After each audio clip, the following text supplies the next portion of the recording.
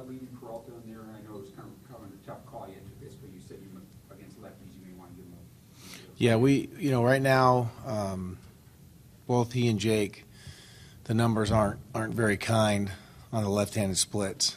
So it's not going to get better, obviously, if they don't face him. So we have to pick and choose our times to let him face him. But when in leverage situations, it's difficult right now. You have a chance to strike there. You don't know if you're not going to get another one, so you have to go for it. Coming back from the injury, his rehab at bats against lefties weren't great either. So he'll hopefully over time we'll get it to the point where he's not a guy we even think about hitting for. That's what we planned going into the season. It hasn't worked out that way so far, but I'd like it to be that way at some point. So it's an easy decision tonight? It was easier for me because of just coming back and the limited at bats he had against lefties in his rehab.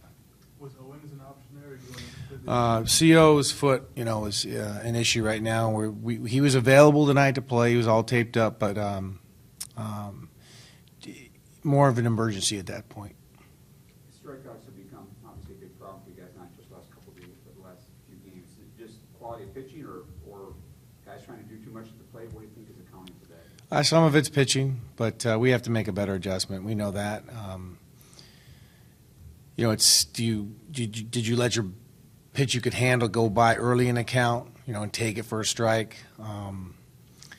And then, you allow the pitcher to get deep, and then all of a sudden you're swinging at balls in the dirt. So that's when it gets frustrating for, on our side, on the coaching side, the instructing side, is when you see guys swinging at balls that definitely aren't strikes for strike three or taking, strike threes. That just means guys are definitely tied up in their mind.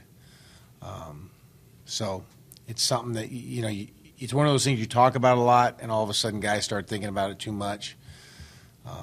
So, we have to find a way to get better at it. It's the mechanics of it. Do you spread out? Do you choke up?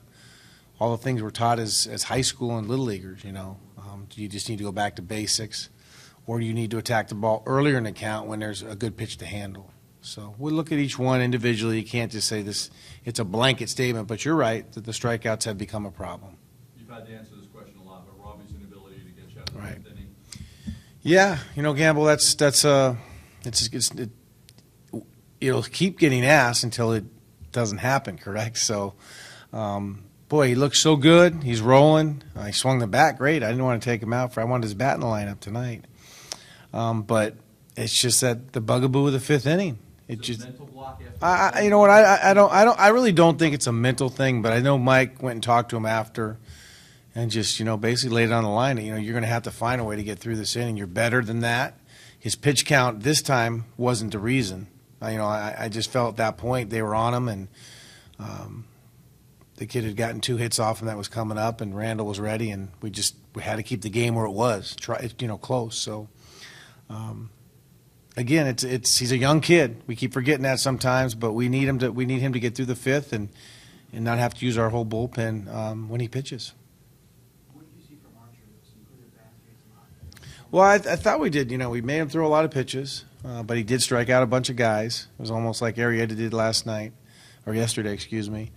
But he's got a really, really good breaking ball. I mean, his fastball, obviously, he's top end, 95, 97 at times, up in the zone. It's tough to handle, but he's got a very good slider that was using his changeup. But obviously, we're having a hard time, picking up the spin, and guys were swinging and missing a lot.